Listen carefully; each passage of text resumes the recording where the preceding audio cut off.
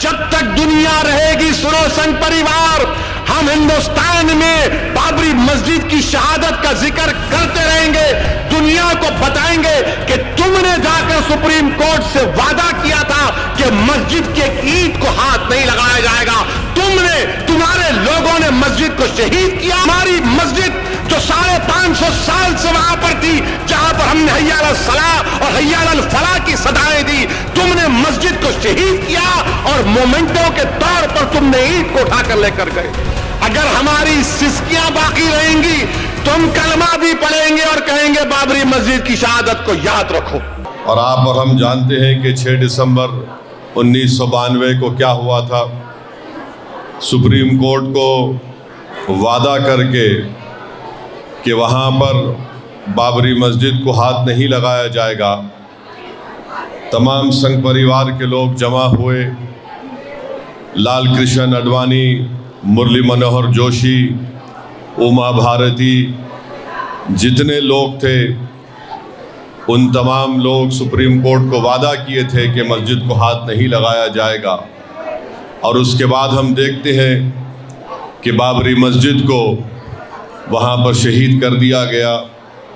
बावजूद इसके कि सुप्रीम कोर्ट को उन्होंने लिख कर दिया था और बाबरी मस्जिद को दुनिया की आंखों के सामने पुलिस की मौजूदगी में मस्जिद को शहीद कर दिया गया।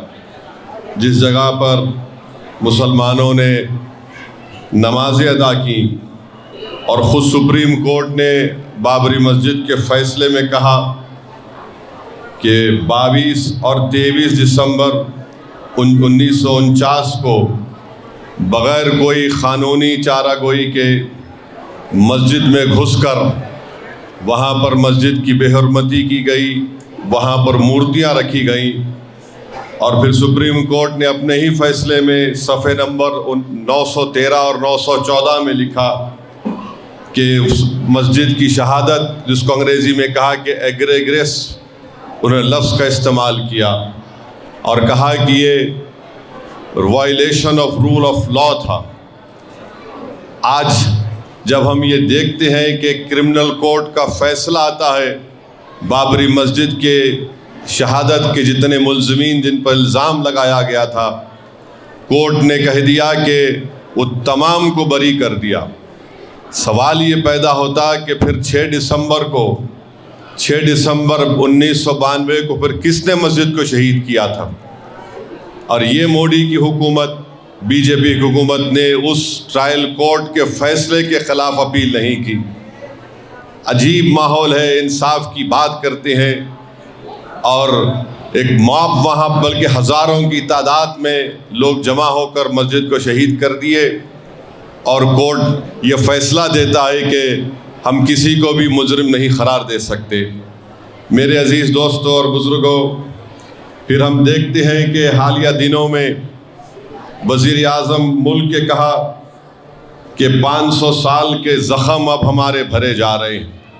सवाल ये पैदा होता कि सुप्रीम कोर्ट ने अपने फ़ैसले में कहा कि ना कोई मंदिर को तोड़कर वहाँ पर मस्जिद बनाई गई, तो फिर किस बुनियाद पर वज़ीर आज़म इस तरह की बात करते हैं? आखिर वो कौन से ज़ख़म की बात कर रहे हैं?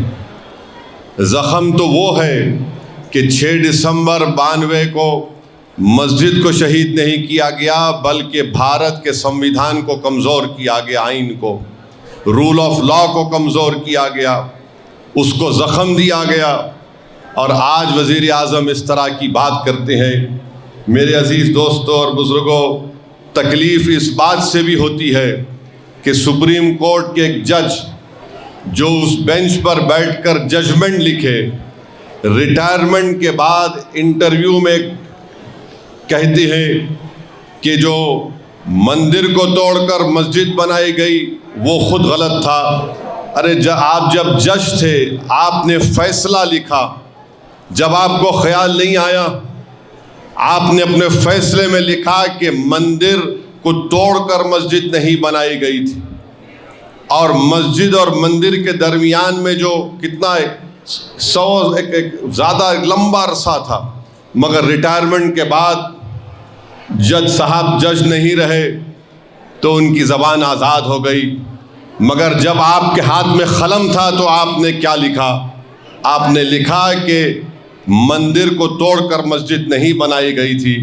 میرے عزیز دوستوں اور بزرگوں، آج آپ دیکھتے ہیں کہ اس طرح کے ججمنٹ جب آئے تھے، جب یہ ججمنٹ آیا، میں نے اسی وقت کہا تھا کہ یہ آستھا کی بنیاد پر فیصلہ دیا گیا۔ میں آج بھی یہ سوال اٹھا رہا ہوں، اگر 6 دسمبر 1992 کو اگر مسجد شہید نہیں ہوتی تو سپریم کورٹ کے ججز کیا فیصلہ دیتے؟ کیا فیصلہ دیتے آپ نے آستھا کی بنیاد پر فیصلہ دیا، اور پھر جو مسجد 400 سال سے ٹھہری ہوئی تھی اس کو آپ نے اپنے کورٹ کے ججمنٹ میں کہا ہے it is an violation of rule of law, اور جج صاحب بعد میں انٹرویو میں یہ بات کہتے ہیں۔ بہرحال ان کا چہرہ سامنے آ گیا دنیا کے سامنے، مگر اس بات کو ہم کو سمجھنا اور یاد رکھنا ہے کہ 6 دسمبر ایک یوم سیاہ ہے۔ 6 دسمبر ہمارے ملک کے لیے ایک سیاہ دن ہے، جس طرح گاندھی کو جس دن مارا گیا تھا وہ یوم سیاہ ہے۔ جس دن 6 دسمبر 92 کو مسجد کو شہید کیا گیا وہ ایک کالا دن تھا۔ جس دن اندرا گاندھی کے قتل کے بعد دلی کے سڑکوں پر سکھوں کا خون کی ہولی کھیلی گئی تو ملک کے لیے کالا دن تھا۔ جس وقت 2002 میں گجرات اور احمد آباد میں فسادات ہوئے وہ ایک یوم سیاہ تھا۔ تو یہ ایسی چیزیں ہیں جس کو ہم کبھی نہیں بھول سکتے، نہ بھولنا چاہیے۔ یاد رکھیے، اگر قانون کی بالادستی رہے گی، رول آف لا رہے گا، تو جمہوریت مضبوط ہوگی، انصاف مضبوط ہوگا۔ اور اگر انصاف کرنے والے ریٹائرمنٹ کے بعد اس طرح کی بات لکھتے ہیں، انٹرویو میں بولتے ہیں، تو خود وہ اپنا تماشا کر رہے ہیں اور اپنے چہرے کو بے نقاب کر رہے ہیں۔ بہرحال میرے عزیز دوستوں اور بزرگوں، آج وقت یہ ہے کہ ہم کو متحدہ طور پر اپنی عبادت گاہوں کی حفاظت کرنا ہے، اور جو فیصلہ سپریم کورٹ سے آیا تھا جو آستھا کی بنیاد پر تھا، آج آپ دیکھتے ہیں کہ 1991 پلیسز آف ورشپ ایکٹ ہونے کے باوجود بھی کئی مساجد کے اوپر کیسز پڑ جاتے ہیں، اور اسی بابری مسجد کے کیس میں اس ججز نے لکھا تھا کہ پلیسز آف ورشپ ایکٹ کا تعلق بیسک سٹرکچر سے ہے۔ سپریم کورٹ ایک بات بولتا ہے اور لوور کورٹ اس کو قبول نہیں کرتا ہے۔ بہرحال ہم کو جتنی اللہ نے ہم تمام کو صلاحیت دی ہے، ہم آئین کو مضبوط رکھیں، قانون کی بالادستی کو برقرار رکھیں یا رول آف لا کو برقرار رکھیں، اور ایسی طاقتوں کو پہچانیں جو ملک کے آئین کو، انصاف کو کمزور کرنا چاہتے ہیں۔